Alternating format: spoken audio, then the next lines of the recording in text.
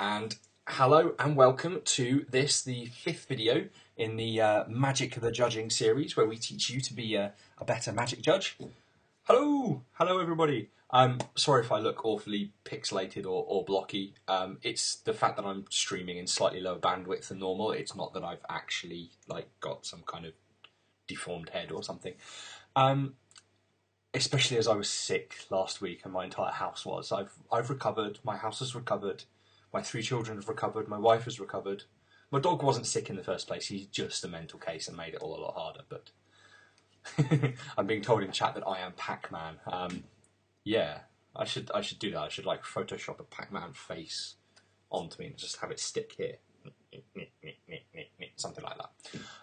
I think I've lost it completely. So I'd better get on with this mailbag session. In some of the previous streams, I've been asking people to send in questions. I've been asking people to do tests and tell me the numbers of rules that have been confusing them.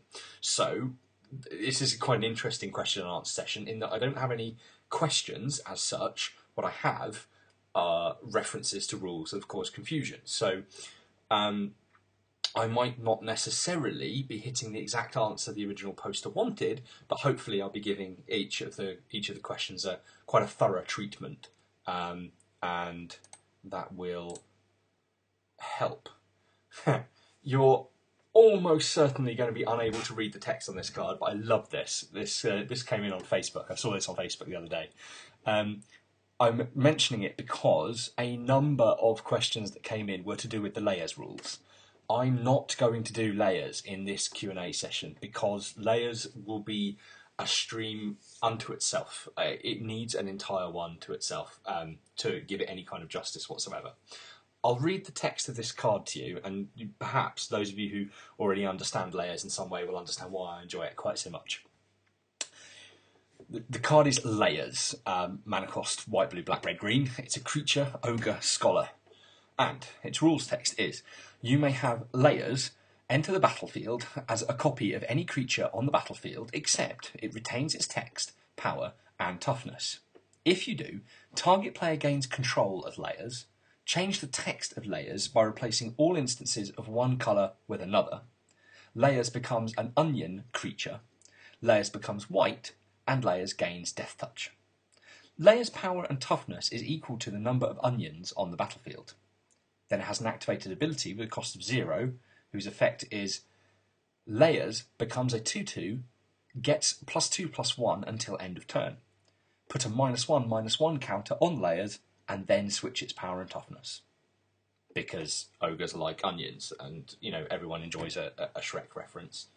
The reason I like it is because that has actually got an ability that has something to do in every single layer that we have in our layer system, and they're in the correct order. This is a fantastic learning tool. If you can't memorise the layer order, and you can memorise this card because it's funny, then you're halfway there. You're there. You can remember the layer order, which is exactly what funny mnemonics are all about. Anyway, I hope you enjoyed that one as much as I did. That's what I'm not going to be covering this week. So, what am I going to be covering? There's a whole bunch of other things. We've got stuff to do with effects applied to face-down permanents. We've got stuff to do with resolving spells and abilities. I should mention another thing I'm not going to cover at this point is casting spells and abilities. Casting spells and abilities is another topic. It's a source of much confusion. It will be a stream in its own right at some point in the future. It's one of the classic things that gets written about a lot. Lots of judges have tackled layers and done articles on them. Lots of judges have tackled the steps for casting a spell, and these are common seminar topics. Like, articles exist on these things, and one of my aims with this stream has been to try and show some love to some of the other rules, the lesser known, still complicated but not the classically complicated rules that people struggle with. So yeah, that's on there. Resolving spells and abilities, handling triggered abilities is going to be in there. And yeah, in fact, a lot of the questions are in those things. So hopefully give this a nice thorough treatment, and we'll be good. So let's go, shall we? 707.8, for those of you following at home, 707.8 is a rule that says that any effects that are applied to a face-down permanent still apply to a face-up permanent. Now, when you hear the rule written out like that, when you hear it written out, nice mixing of metaphors there. When you see the rule written out like that, you might wonder, why does anybody have any problem with this? Here's a face-down permanent, and if I apply an effect to it, like I giant growth it, then when I turn my face-down card face up again, somehow, then the giant growth still applies. So let's say that here's a way to set this up. I have a Grizzly Bears. It's just a 2/2. Someone plays an Ixodron. All other non-token creatures in play get turned face down, and they're 2/2 creatures. I'll point out here that Ixodron has in its written text on the card, they are 2/2 creatures, as if it's part of Ixodron's effect. If you actually look at the oracle text of the card, then that's just reminder text, because the thing that makes a face-down creature a 2/2 is the rules of the game. They say that this face-down creature here is a 2/2. So Ixodron has turned my Grizzly Bears face down, and they're a 2/2. I giant growth them, so this is now a 5/5, and then I break it open, turn target face-down creature an opponent controls face up, so it gets broken open. It's going to be a 5/5 Grizzly Bears, because once it's turned back face up, it's a Grizzly Bears, but it's still got the giant growth effect applying to it. This isn't that tricky to grasp, especially when you imagine that face down is really, it's just a status a little bit like tapped. If I've got a tapped Grizzly Bears and I untap it, you wouldn't expect an effect to stop applying. So if I've got a face down card and I turn it face up, similarly, why would you expect that effect to not apply? But there's many more complicated ways that this will surface. And the most common way of getting face-down permanents is with morph. And the most common effect that throws people is copy effects.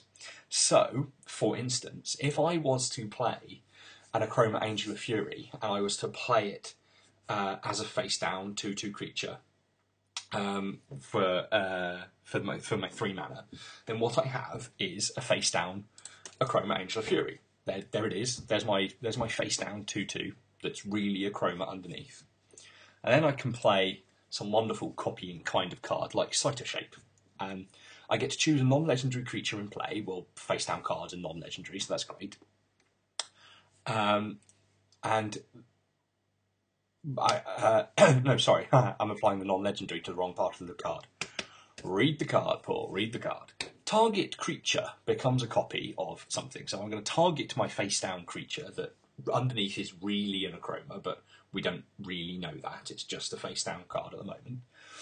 And that's going to become a copy of the non-legendary creature I chose. So I'm going to choose this as my non-legendary creature as an Exalted Angel. Now, the reason this is interesting is because what do you think I have now? I had a face-down Achroma. What do you think I have now? Well, I have a face-down Exalted Angel. And my face-down card is a 2/2. So the fact that the card is face down doesn't stop the copy effect applying. Exactly the same as if I had a tapped Achroma, I would now have a tapped Exalted Angel.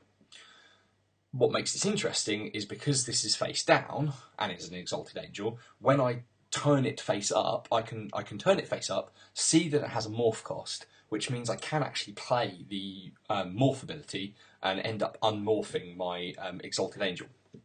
So I realise I misstepped when I spoke there, and I'm always chiding people on their incorrect terminology. I just said I could activate the morph ability, which is complete rubbish, because morph isn't an activated ability at any point.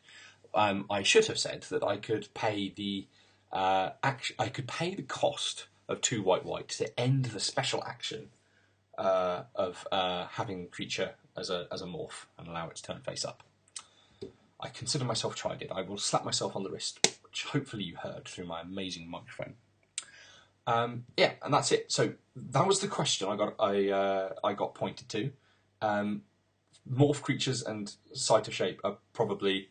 Damn you, Kim! Apparently, paying the morph cost is taking a special action, not ending one. You're probably right, which is why I'm saying damn you, but also why I'm bringing it up at all. Okay, terminology. It's a special action. There's a special action involved. It's important. Thank you, those in the chat that are confirming that Kim's right. This is why I do this live. You guys are amazing. I love the fact that you guys are here in the chat and I get to speak all this stuff and you get a little bit of help, hopefully, but I get help too because when I trip up, I get corrected and the end result is a recording of a video that's factually correct and actually useful. So thumbs up to you. I'm going to have to switch back to my camera to give you an actual thumbs up. There you are. That one's for Kim, that one's for Charlie or something. Let's go back to my face down creature. Oh, if you do still have trouble with anything along these lines, along the lines of what applies to face down things, just try and remember that face downness doesn't really, it's not really any different to tappedness. It comes with some rules baggage. Face down creatures are 2/2s, but being tapped also comes with some rules baggage. Tapped creatures can't block. Once you get past that, I don't think there's anything particularly special about this status. Is that right? Did I use the right word there? Is face down a status? Tell me in the chat. Okay, there's a question in the chat. Do power and toughness modifiers drop off when things stop being creatures? For example, if you giant growth a morphed zoetic cavern and then unmorph it and then activate it. Activate it? What does Zoetic Cavern do, activated? I'm pretty sure you end up with a kind of result where it still has a +3/+3 effect applied to it from the giant growth, but that doesn't actually do anything.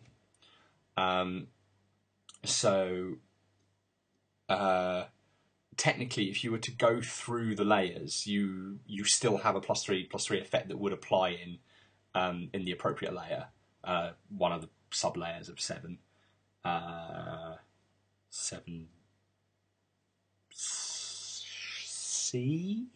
7C? Yes! I think I got there before Kim that time.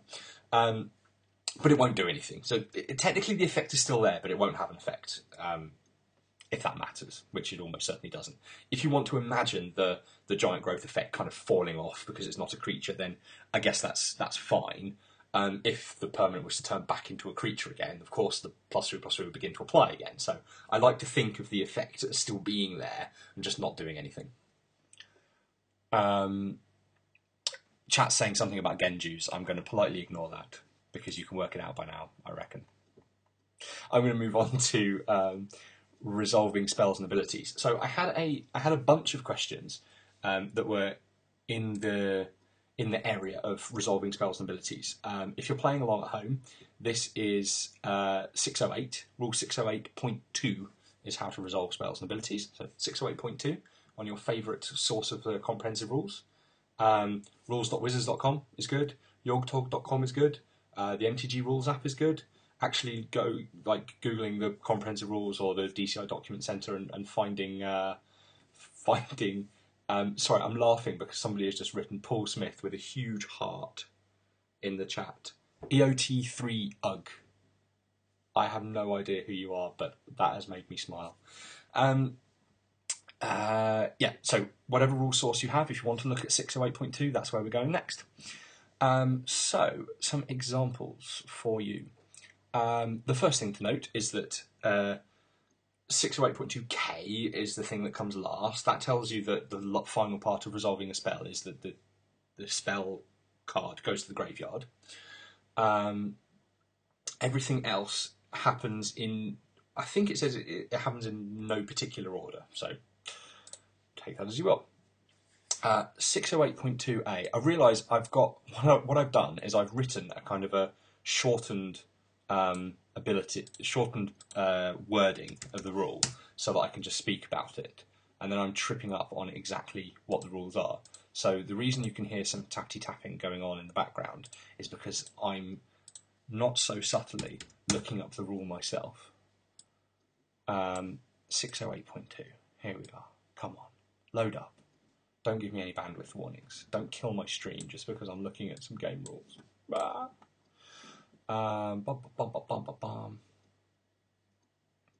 Yes.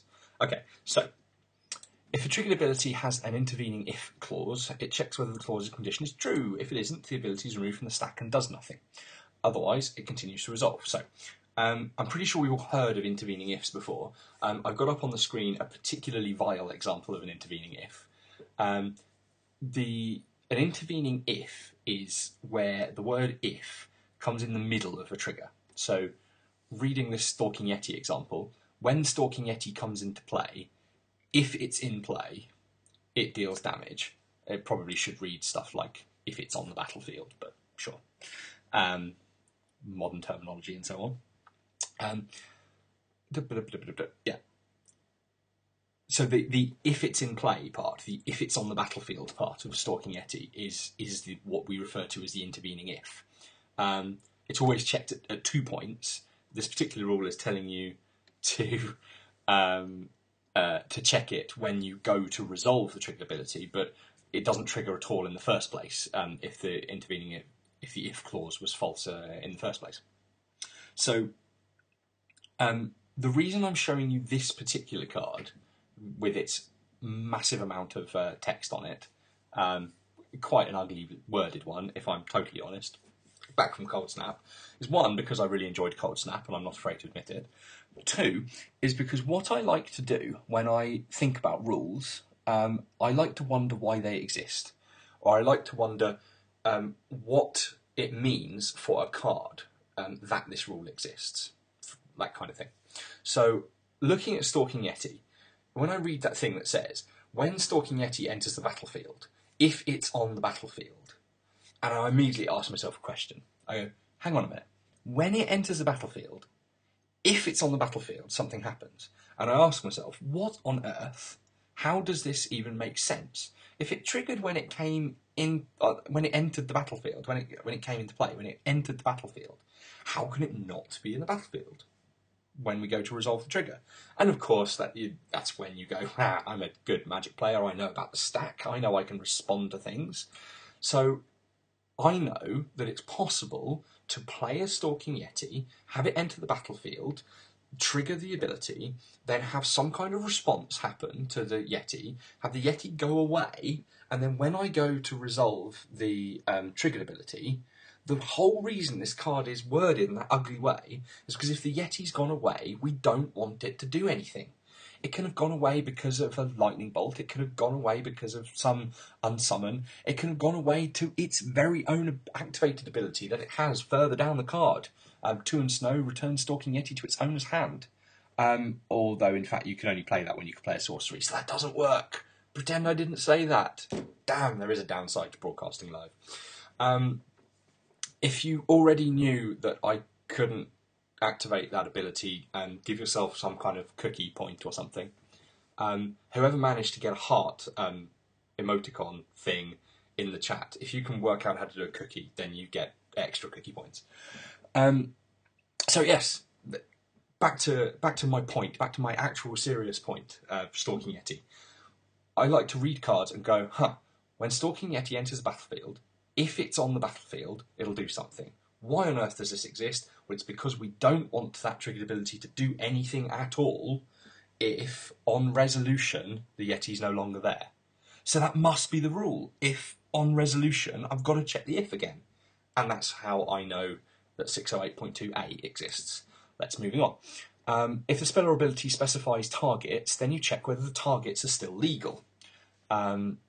A target that's no longer in the zone it was in when it was targeted is illegal. So if your target moved, then it's not being targeted anymore. Other changes might cause a target to no longer be legal. There's a whole list of examples here, but you can imagine it. So if the card goes away, the card gets suddenly gets shroud or hexproof, gets protection, gets some kind of thing that makes it an illegal target. Like, that can easily happen.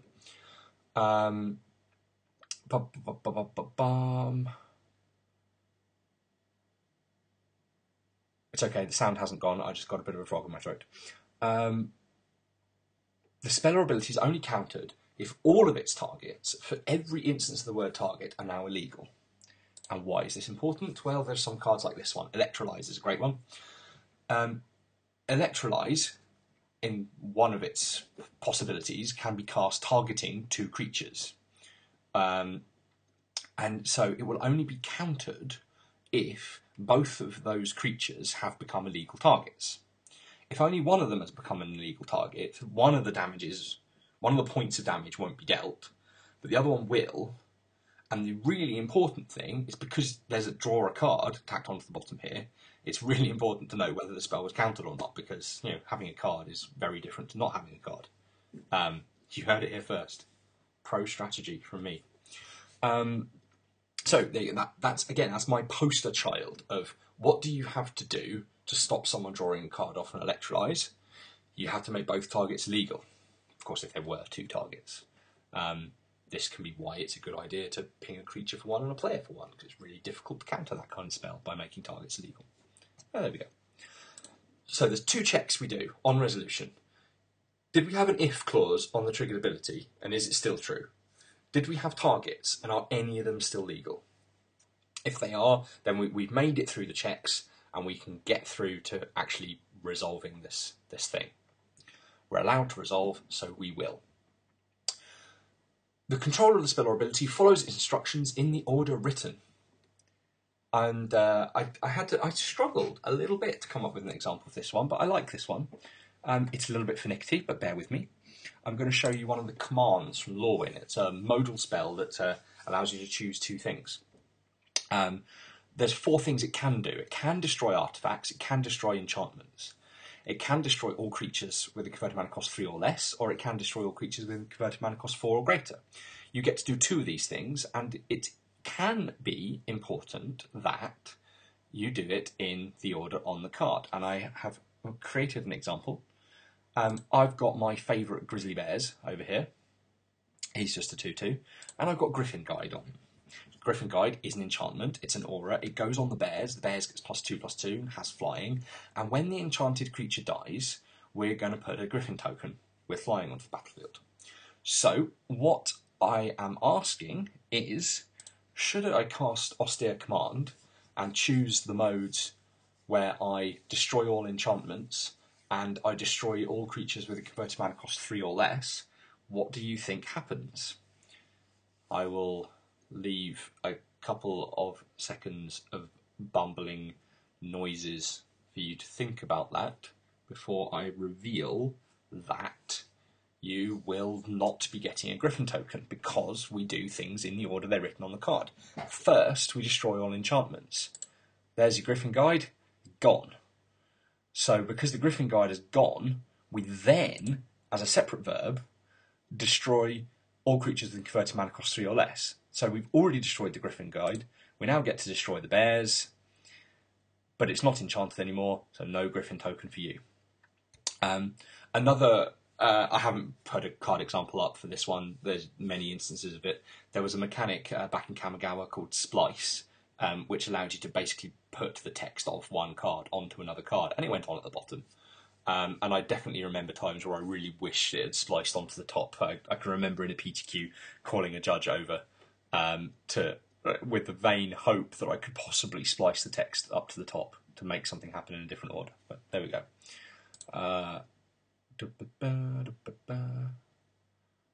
Yeah. Just checking the chat. There's lots of chat happening and everyone's fine. Cool. No random mistakes that time. I'm really enjoying you guys as well who are in the chat and supplying extra examples as I'm talking. What it means is everyone who's here live, you're contributing to the whole experience, and it's just amazing. You by far get the best experience of this stream if you come and watch it live. Love it. Okay. 608.2D. Let's carry on through resolving this ability. If the effect of a spell or ability offers any choices other than choices already made as part of casting the spell or acting the ability or doing whatever you did to get it on the stack, then you announce them now. So we got to do some choices, and there are some kinds of choices that are made on resolution. Here's a nice common one. Sadly, Owen Cox, one of the players from Bath, one of my old local players, he said something about specifically wanting to teach people how to cast Void. The important thing is that you choose the number for void on resolution. At this point, you already know whether it's been countered or not, or more accurately, the person who might be holding the counter spell has to decide whether they're going to counter the void or not before knowing what number you're going to call. I won't get into the messy shortcut policy of what happens if you call a number early, apart from to say that if you try to be a dick with this card and call a number, but because you know it should be on resolution, and then when it goes to resolve, you call a different number, going ha, then you're not going to get away with that. That's not going to work. So yes, choices happen. This rule's quite long, isn't it? Let's see what other bits it's got in it. So choices happen, but you can't choose an option that's legal or impossible, with the exception that having a library with no cards in it doesn't make drawing a card impossible. Of course, literally, it does make drawing a card impossible because there isn't one there for you to draw. But we all know that state-based actions will kill you if you try to do it. It's important that we're allowed to let a player choose to kill themselves. Interesting. If there's a division kind of effect, then that happens now. Yeah, it's just sort of like choices that you didn't have to make on resolution. When I cover how to cast a spell, I will tell you at that point what the choices are that you make when you're casting. All the other ones happen on resolution. It's quite specific, and I don't remember them off the top of my head. It's one of those things that's kind of become inbuilt. It's kind of inbuilt experience. Like, I can look at a card and I know whether you're going to choose that on resolution or not, and I'm not quite sure how I know that. It's going to be interesting for me to visit that one. I got this card up as an example of not being able to make an impossible choice. It's not the best of examples because it's got this if the player does in the middle.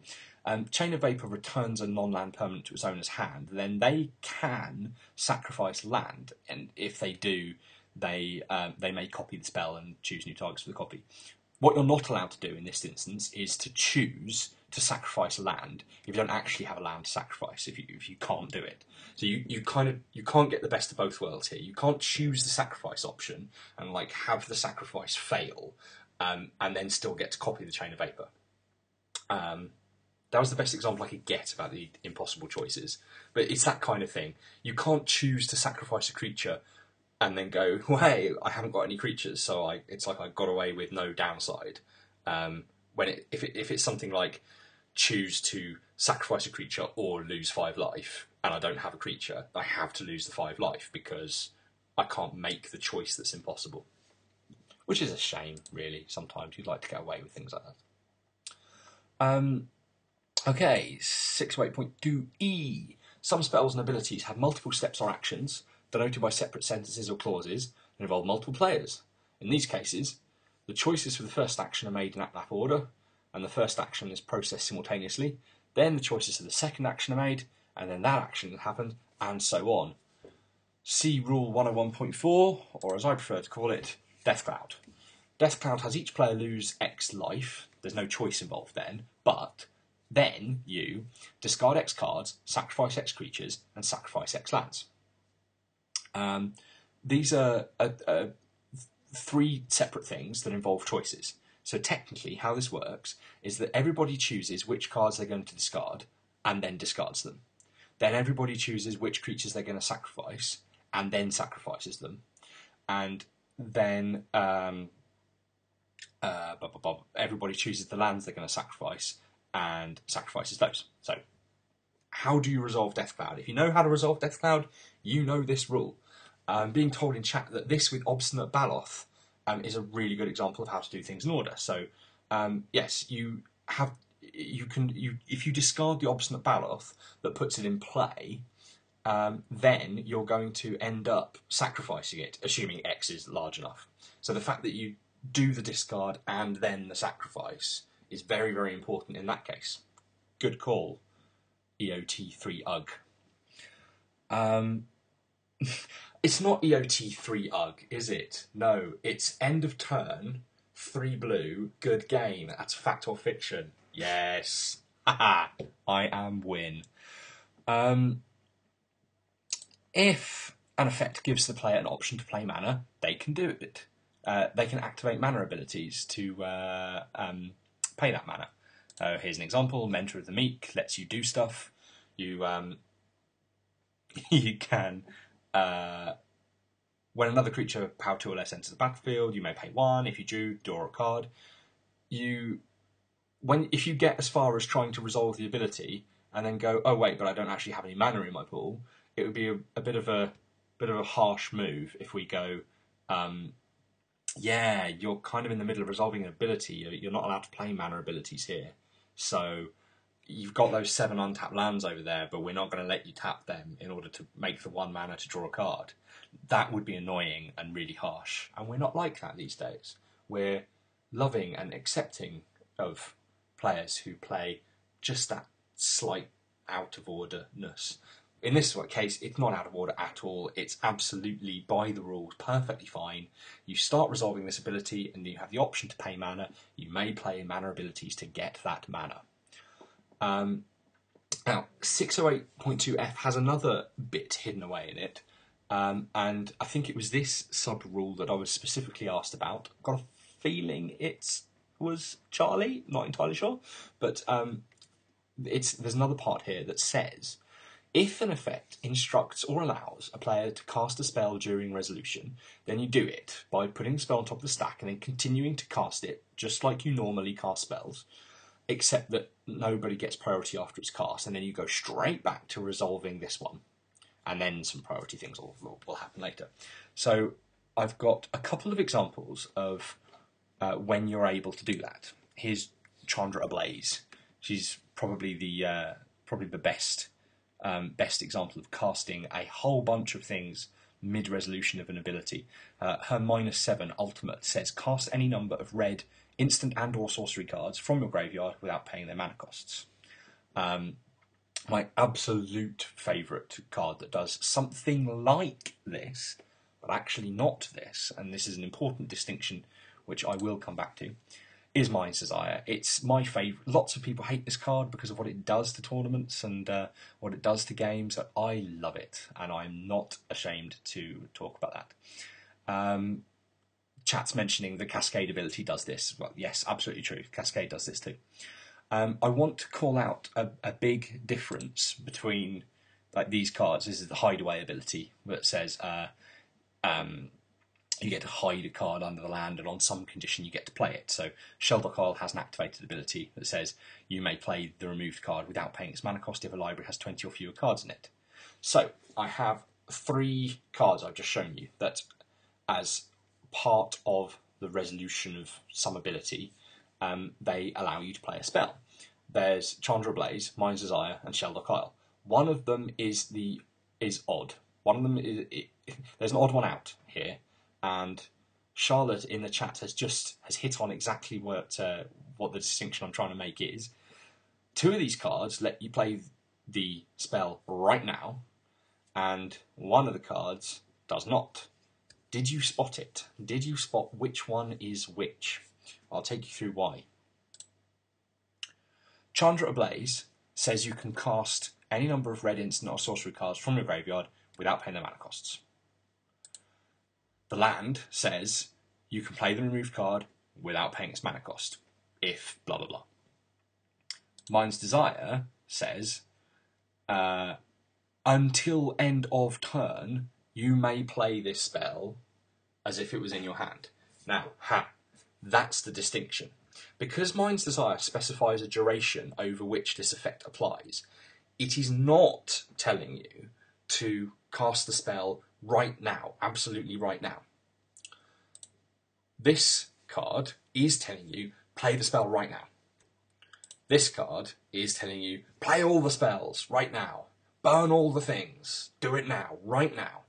Right in the middle of the resolution of an ability. Now, doesn't that sound strange to you? You're casting spells right in the middle of a resolution of an ability? That's impossible. No one has priority. You can't do that. Well, except you can, because 608.2f lets you. But the fact that it's normally impossible, you normally couldn't even play instants right now. You normally couldn't even play instants. But this ability is letting you. This is the clue that tells you that not only are you allowed to play an instant right now in the middle of this resolution, But you can play a sorcery, you can play a creature, you can play something that you ordinarily wouldn't be able to play right now. Because ordinarily you couldn't play anything right now. What Mind's Desire says is, yeah, sometime this turn you can play this card. Well, that's not doing anything with the timing restrictions. You can play instants like they were instants, but if you've removed a sorcery, you're going to have to play it like a sorcery. You're going to have to play it on your turn with the stack empty in a main phase. Do you see? I hope you see the distinction there. It's really subtle wording, but once you've got it in your head, it stands out it stands out for miles. Mind's Desire. Anytime this turn, I can play this spell. So nothing is telling me that this breaks the timing rules. So I'm not allowed to break the timing rules. So I've got to play sorceries at sorcery speed, to use a colloquial term. This ability is telling me to cast the spell absolutely right the goddamn now, and I couldn't even play an instant right now, so the ability must be overriding the timing rules. And there we go, it's in, done. Next, 608.2G. If an effect requires information from the game, the answer is determined only once, and that's when the effect is applied. So this is just telling you, if you want information about stuff, then you do it on resolution. Biorhythm's a great example. You cast Biorhythm. If someone in response kills a creature, then that creature isn't going to be there when you go to apply Biorhythm's effect. There's some stuff about last known information here. If you need information from a specific object and it's not there anymore, then you can kind of follow it and go, well, I'll use the last known information, I'll use what it last looked like. I haven't picked up an example for that one. Pandemonium. Pandemonium triggers and is going to deal damage equal to the power of the creature, but you've killed the creature in response. So Pandemonium goes to resolve and goes, I need to do you a certain amount of damage, but oh crap, I don't know how much damage that is because the creature's not there anymore. Oh well, I'll think about it, and last time I saw the creature, it was a 4-power guy, so I guess I'll do you 4. It happens that way. Nice little trick with that one, with the Pandemonium example. Of course, if you kill something by giving it -X, where X is large enough to shrink its power down to 0, then not Biorhythm, I'm looking at Biorhythm, I'm talking about Pandemonium. Pandemonium is going to go, what was this creature like last time I saw it in play? And it's going to go, it was tiny, because I was just about to kill it through state-based actions. It's almost like every week I mention something to do with state-based actions, so I can remind people that episode 1 of this very JudgeCast was about state-based actions, and that if you didn't see it, you probably should. Couple more steps to resolve this thing, and we're nearly done. 608.2H. If an effect refers to certain characteristics, it checks only for the value of the specified characteristics and doesn't care about other ones. Virtue's Ruin kills all white creatures, destroys them all dead. It doesn't matter if a creature is both white and another colour. If you answer yes to the "Am I white?" question, you're getting destroyed. This kind of works the opposite way round for Mass Calcify. This destroys all non-white creatures, so it asks the question, are you white? And if the answer is no, then you're going to get destroyed. So if you're a black-white creature, are you white? Yes. Are you non-white? No.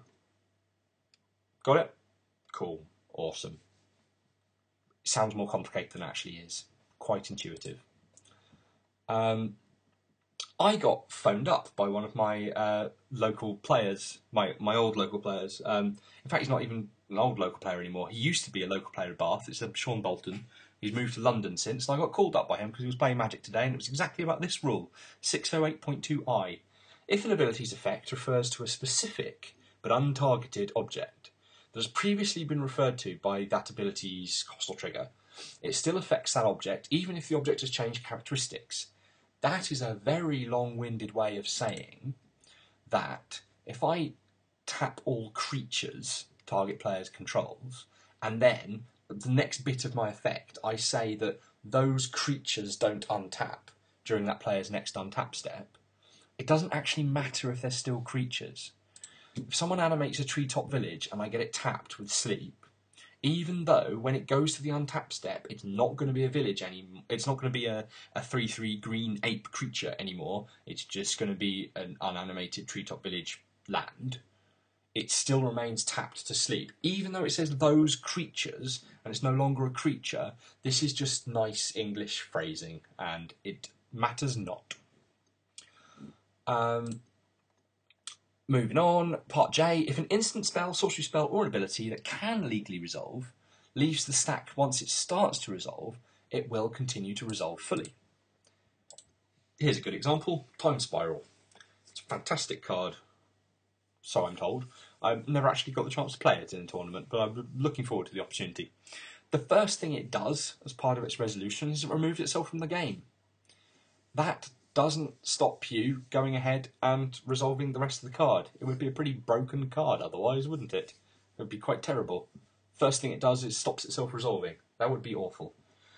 In contrast, Venser, Shaper Savant, can return a spell that's on the stack back to its owner's hand. Now, this didn't begin to resolve, so it won't resolve. It's been removed from the stack by being put back in its owner's hand. So, whilst it's not countered in the sense of countering spells, putting them in the graveyard, versus uncounterable spells, like Thrun the Last Troll, for instance, it's not countered, but it's not going to resolve either. Time Spiral exiles itself mid-resolution, so that's fine. It's going to continue to resolve. It would be ridiculous for it to work any other way. And as the final part of an instant or sorcery spell's resolution, the spell is put into the owner's graveyard. Of course, unless it's been overridden, Time Spiral won't go into the graveyard as the final part of its resolution because it's already been exiled. Black Sun Zenith won't get put into the graveyard as the final part of resolution because it's already been shuffled into its owner's library. These things have happened. Okay, there we have it. That is quite a nice in-depth. I'm going to go back to camera shot and give thumbs up. Yeah, we got there. Woo! That's quite a nice in-depth treatment of resolving spells and abilities. So I'm going to give you a few moments to get a couple of questions in. Someone's mentioned Flashback versus Black Sun Zenith. Zenith or Zenith? Still don't know. I think I even had a thing. I've got an example down here, and I can't remember why. So I guess I'll just do this right now. Oh yes, I think Momentary Blink is a great card for so many reasons, but it has Flashback, and Flashback is another thing that can stop a spell on resolution, making it to the graveyard. That leaving the stack gets replaced with exiling instead if you're casting it for its flashback cost from your graveyard, and so on. If you manage to get a Black Sun Zenith into your graveyard and it got flashback through a snap, can Snapcaster Mage do that? Let's say it can. I don't know the card very well. Then, as part of... I'm going to have to read the flashback rule. I will be honest here. Someone's probably going to beat me to it and tell me. I know that flashback replaces the spell leaving the stack with being exiled instead. So I'm going to guess that when you go to shuffle it, flashback steps in at that point and goes, hey, no. I can't remember if flashback is more specific than that. So I am going to search it. That's what I'm going to do. Where are you, flashback? Flashback.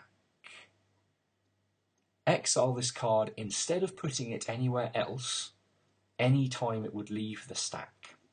So, yes, you get to thinking about shuffling it in, you go to shuffle it in, you go, wait, I'm leaving the stack. I'm exiling. I'm out of here. Apparently on Magic Online, it exiles and shuffles back in at the same time, which is quite anomalous. Interesting. Not sure how you can do that at the same time, but there we go. Cool. I didn't see any other questions on this part of the stream, so I will get on. I'm 45 minutes into recording. Can I get a few more things in? We've got handling triggered abilities coming up. I'll let you cast your votes in the chat. You've got minutes, seconds even, to say, do I go on to the 1, 2, 3, 4, 5, 6, 7, 8, 9, 10, 11, 12, 13, 14. I've got 14 more card pictures that will go towards examples for handling triggered abilities. I'm getting votes for yes. Those of you watching this recorded afterwards, I'm sorry, I can't take your view into account because I don't do time travelling yet. So let's get there. I will search up rule 603. Is this 603? Yep, it's not a 603 point anything, it's just 603. And it's called handling triggered abilities. First part of the rule tells you how to spot a triggered ability. This is, I like this part. This is something that's a really, really handy thing to be able to ask people who, if they come up to you and say, hey, I'm interested in judging, and you want to know anything about, what do they know about judging? A lovely question to ask is, well, how would you spot a triggered ability? What do they look like? What is one? What does it look like? Because it's actually very well defined. Triggered abilities, they have a trigger condition and an effect. They're written as trigger condition, effect. And they begin with the word when, whenever, or at. And that's brilliant. If someone comes out with it and says, yeah, triggered abilities, when, whenever, and at, you know they've probably read the rules, at least in some fashion, or they've been taught well by somebody, which is fantastic. If you get a kind of a muddling answer that doesn't involve when, whenever, or at, then you've got a nice ground there. You've got something to work on. So yeah, mentoring tips. Woo. I have a question, and I think Kim's still in the chat. Is she still there? I'm not sure. If she is still there, I'm really interested to know, does this translate into other languages? Anyone can answer this one for me. Does the when, whenever, and at part of the handling triggered abilities translate into other languages? Kim bailed. Oh, no. Okay, I guess I'm never going to find out. Well, I'm interested. Do French cards in the French rules have a French way of saying when, whenever, and at that works the same way? Actually interested. Anyway, so yes, that's what triggered abilities look like. We know all about triggered abilities, of course. Whenever a game event or a game state matches a triggered ability's trigger event, that ability triggers.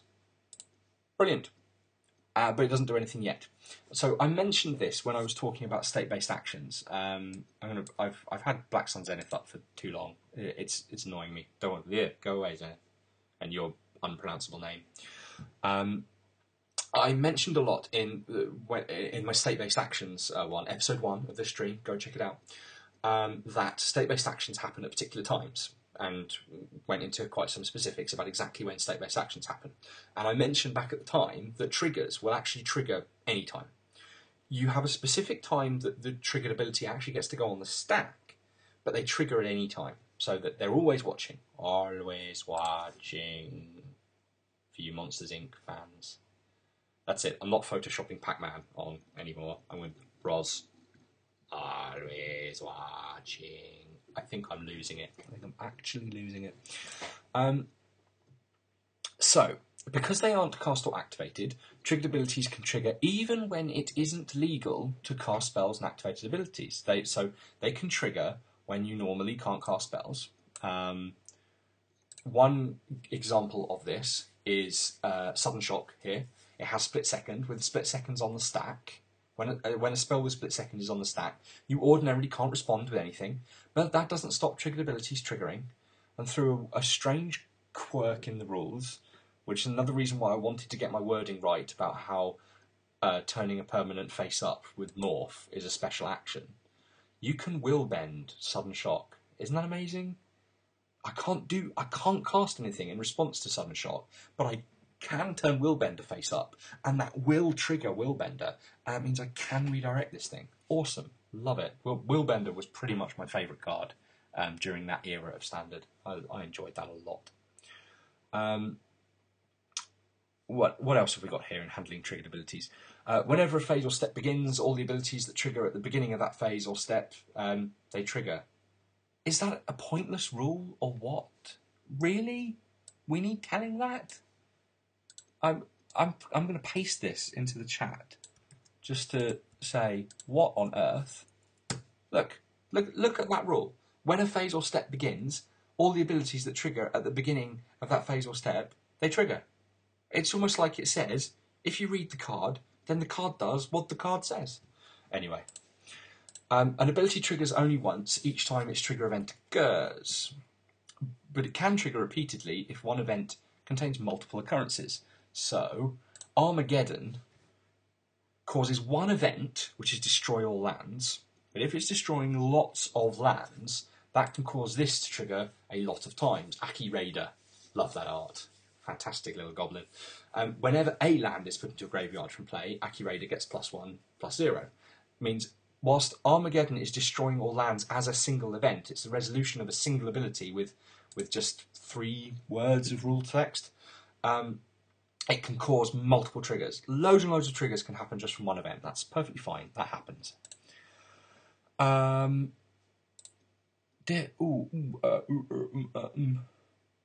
Have I missed something here? No, I haven't. Phew. Some trigger events use the word becomes. They trigger only at the time the named event happens. They don't trigger if the state already exists, or they re-trigger if it persists. So, here's an example. Brink of Disaster is a terrible card. It really is terrible. Never play this card. But if you did play this card, you'd know that one of the reasons it was terrible is because it says that when the enchanted permanent becomes tapped, you destroy it. What happens if you play it on a tapped permanent? Nothing at all, because it didn't become tapped. It was already tapped. What happens if you've got something that's tapped and you cast a spell on it that taps it? Still nothing, because even though you executed an action that said tap this thing, its state didn't actually change. It used to be tapped, it's now still tapped, so it still didn't become tapped. Becoming tapped has to mean that it was untapped and is now tapped. That's the only time that triggers. It's also terrible because it's 4 mana and might not even kill something. But yeah, other reasons why cards are terrible. If you've got to ask a level 3 judge for strategic advice as to whether cards are terrible or not, then you're probably a judge yourself because you can't be a good player. Judges, strategy, meh. Okay, some of them got on the Pro Tour once. If a triggered ability's trigger condition is met, but the object with that triggered ability is at no time visible to all players, the ability doesn't trigger. I don't know how to do this. I thought about this for a while. I actually can't invoke this rule. Haven't got a clue. How can something trigger that's not visible to everybody? I suppose if something's got a triggered ability but it's face down. Here it comes. It's coming into the chat. If a triggered ability's trigger condition is met, but it's at no time visible to all players, the ability doesn't trigger. I'm going to go with the idea that you can have a triggered ability on a morph card, and whilst it's face down, even though it's in play and it would ordinarily trigger, then well, it doesn't. That's the best I can come to. But I don't feel like the face down card even has the triggered ability, so surely it has the characteristics of not having that ability. Interesting. I'm not sure. Keep telling me about it in the chat. I'll come back to it in a moment. An ability triggers only if the trigger event actually occurs. If it's prevented or replaced, then it won't trigger. Underworld Dreams is an enchantment that triggers when an opponent draws a card. It deals damage to them. So how dare you have a card have this damage? Ping kind of noise. Dredge is a ridiculous mechanic for lots of reasons, but one of the things it does is it replaces draws. Your draw turns into something else. So, if your opponent has Underworld Dreams out when you play Dredge, when instead of drawing a card you mill 6 cards into your graveyard, you didn't draw a card, you were going to, but you didn't. So this doesn't trigger. Underworld Dreams does nothing. Congratulations, you spent 3 black mana to achieve nothing, and I'm going to kill you with hasty zombies or something. 603.3, let's go. Once an ability has triggered, its controller puts it on the stack as an object that's not a card. Interesting. When's that relevant, that it's not a card on the stack? Triggered abilities are an object that's not a card. It's true. It's a true thing. If you ever play on Magic Online, you'll probably see the representation of a triggered ability. It's got like a different frame to a card. I quite like that. I do like Magic Online's representation of the stack. It's quite good. The ability becomes topmost on the stack. It has the text of the ability that created it. It doesn't have any other characteristics. Oh, that's an interesting point. I'd missed that when I first read over that. So there's a couple of things here. The first thing is that it goes on the stack the next time a player would receive priority, and that's after the state-based action check. The second part is that triggered abilities don't have any characteristics. Underworld Dreams is a black enchantment, but when it triggers, the trigger is not black. That could be relevant somehow. This does give me an interesting aside, where if I play an Oblivion Ring, it will trigger on coming into play, entering the battlefield, whichever you want to call it, and it will exile something. And I've just told you that the trigger is not coloured. The trigger is not white. So how does that interact with a card that has protection from white? Well, it interacts with protection from white by working exactly as you'd expect. This is one of the cases where a little knowledge is a dangerous thing. You can go, well, the triggered ability doesn't have a colour, so protection from white doesn't matter at all. But if you actually look up the rule for protection, you'll see that it's not the colour of the ability that matters, because the rules know that abilities don't have colours. They know it's the colour of the source of the ability that matters, and that is black in this case, or white in the case of the Oblivion Ring. So, yay, the rules work. A triggered ability is controlled by the player who controlled its source at the time it triggered. So, it's your Underworld Dreams, it's your Underworld Dreams trigger. Unless it's a delayed triggered ability, and I'm going to skip delayed triggered abilities because that will definitely take far too much time for me to go into. I'll consider it as a future topic. This one's important. 603.3b tells you that if multiple abilities have triggered since the last time a player received priority, then each player, in active player, non-active player order, AppNap, as I called it earlier in the stream, puts triggered abilities they control on the stack in any order they choose. So if it's my turn, I put all my stuff on the stack, then you put all your stuff on the stack, then you resolve all your stuff, then I resolve all my stuff. There's state-based actions, checks in between, and anything that triggers, because that check then goes on top of the stack, and it can get a whole lot of mess. I fondly remember an EDH game that contained a Pandemonium and a Living Death. Living Death? Is that the one that takes everything out of play and puts it in the graveyard, and takes everything that's in the graveyard and puts them in play? So all of that stuff happening with comes into play abilities and the Pandemonium and complete mental stuff, trying to work out who's dead and what's resolving, and wonderful stack, loved it. Can happen with Warp World as well. Tasty EDH, strange stuff. Was also really important in Standard a long time ago. I'm trying to think of the card. I can't. I'm failing.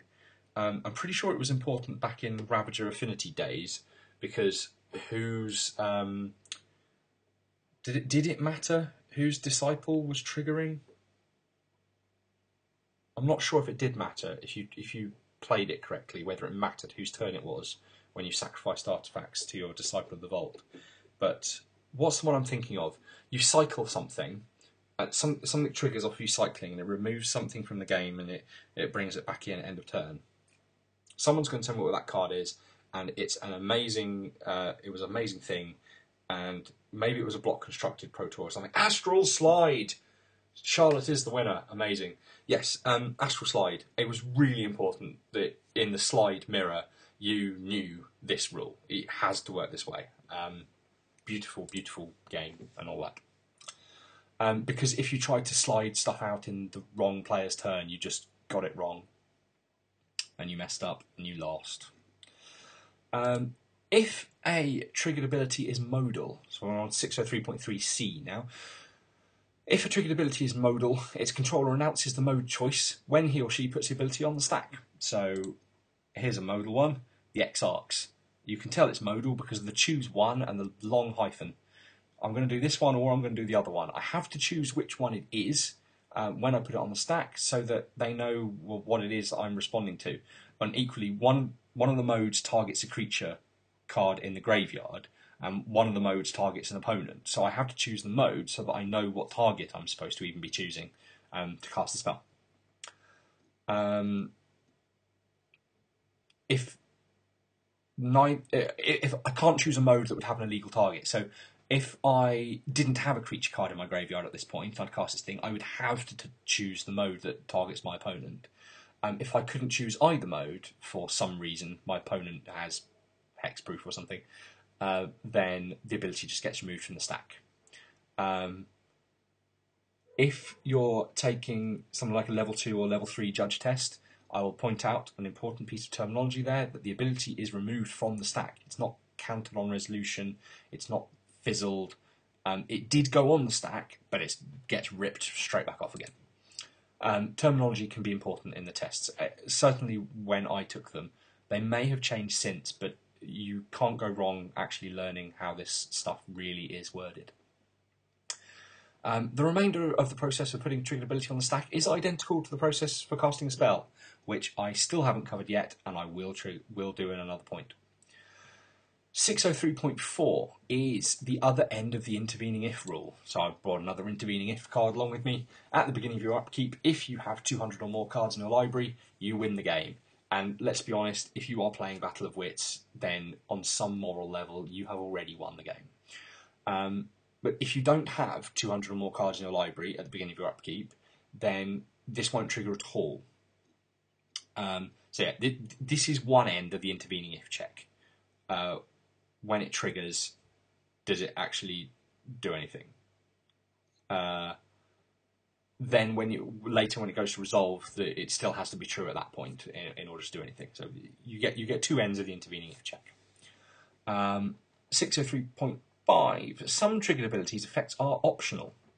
They do go on the stack when they trigger, and especially if they target, this is important, regardless of whether you intend to exercise abilities optional or not. You make the may choice on resolution. So here's an example. Angelic Benediction is a card that it says whenever you've got a creature that attacks alone by itself, you may tap target creature. This will target a creature, whether you want to tap it or not. So if for some reason, if your only attacker has vigilance and there's no other creatures in play at all, you must target your vigilant guy, but then later you choose not to tap it.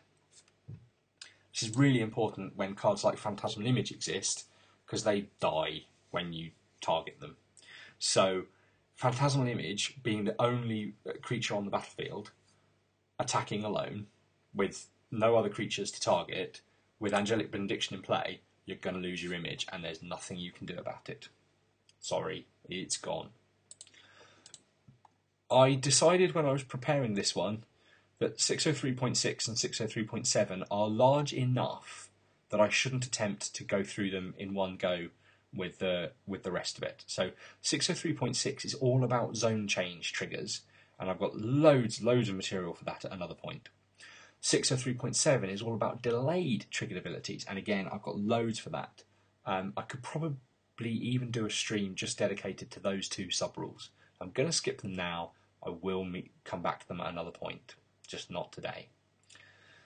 Let's finish off the handling triggered abilities rule. We've just got 8, 9 and 10 to go. The end is in sight, guys. Well done for sticking with me this far. Some triggered abilities trigger when a game state is true. Here's one, Emperor Crocodile. When you control no other creatures, sacrifice Emperor Crocodile. Now, this is called a state trigger, and I mentioned these way back in episode 1 when I mentioned state-based actions, because I talked about this not being a state-based action, it being a state trigger, and them being very different things, because state triggers, they check their condition all the time, so if you ever, even mid-resolution of an ability, control no other creatures, this will trigger.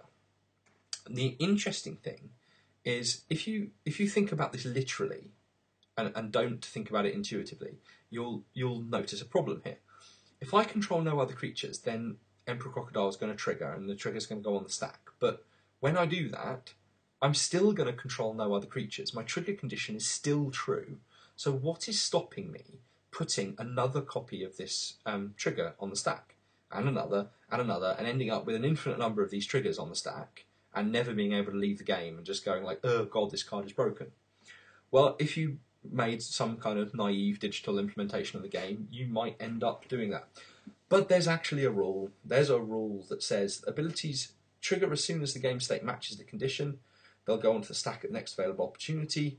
But a state-triggered ability doesn't trigger again until that ability has been resolved, or countered, or has otherwise left the stack.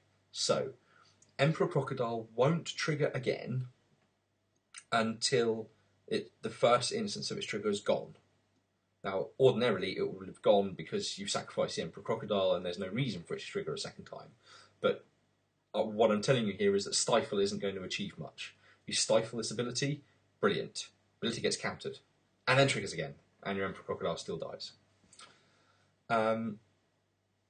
There's another example for that, is if you have something like Darksteel Reactor in play. When Darksteel Reactor has 20 or more charge counters on it, you win the game. Brilliant. That's a state trigger. It'll only trigger once, go on the stack once. And when it resolves, if its trigger condition is still true, then it's going to trigger again.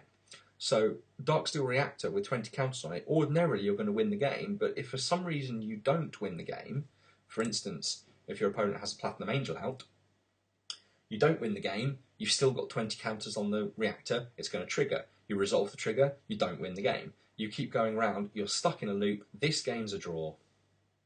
Nothing you can do about it.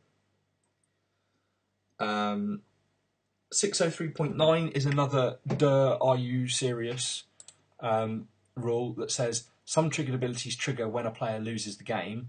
They trigger whenever a player loses the game, regardless of the reason. Losing a game for whatever reason, unless you get out because you drew the game somehow, they will trigger loss of game triggers. And the last part is some objects have a static ability that's linked to a triggered ability. They kind of come along in one paragraph, and that's all the rule says. You can have static abilities and triggered abilities linked together. Brilliant. Does that mean anything? I don't even know. I'm not going to worry about it. They can be linked. I will worry about linked abilities another time, because they are a thing. And they are the answer to why crazy copy shenanigans where you have an ability that exiles a card and then another ability that does something with the exiled card, but you change this creature by copying it to another creature which does something with an exiled card, and you go, I've got a different exiled card there, and crazy shenanigans. Linked abilities are the answer for that conundrum. I'll come across those another time. I'm done. I have recorded for 1 hour and 8 minutes. That's amazing. Thank you for sticking with me. I want to thank everybody in the chat for being awesome, correcting mistakes as I'm going along, giving me the motivation to even be here. I want to thank Kim Warren and Gareth Tanner. I nearly said Turner then, really sorry. Kim Warren and Gareth Tanner, just so for cheerleading for me and getting word out there that this stream is happening. Love you guys, definitely. I didn't get a chance last week because I was ill to congratulate Kim for making her level 3. So she's not in the chat anymore. She lost it. She had no, not a good enough connection. She made level 3. That's the same level as me. She's probably better than me. But anyway, she's come on a fantastic amount as a judge. Charlotte is saying that I got a shout out on her new podcast. Well, you get a shout out here. Charlotte, go you. But I want to go back to Kim because making level 3 is it's an awesome thing. It should definitely be congratulated. If you have any opportunity to tell Kim what a great job she's done, if you've met her and done any kind of judging with her, if you've played at an event that she's judged at, if you've interacted with her in any way, give her some kind of thumbs up on Facebook or something, say, well done, you made level 3, it's awesome. I'm looking forward to her being at Grand Prix Manchester. She's not going to be there as a judge this time, though. She's going to play. I'm sure we'll try and arrange something embarrassing for her. I should mention what I'm going to do next week, which means I have to remember what I'm going to do next week. Next week will be... I think I'll do the attacking and blocking restrictions that I never made it to out of the last time I tried the combat phase. And I'm still, totally honest, I'm probably still not going to cover banding. No. I'm going to tease you and say I might cover banding, just so that you watch next week and hope and listen intently. I don't want to disappoint you, I'm probably not going to cover banding. So, yes, attacking and blocking restrictions. Banding might be in there. I'm going to cut to my logo and say thank you very much for listening.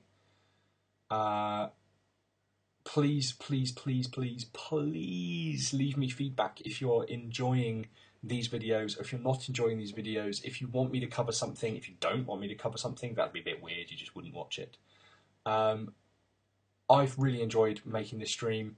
Thank you very much. Come back next week. Love you all. Bye bye.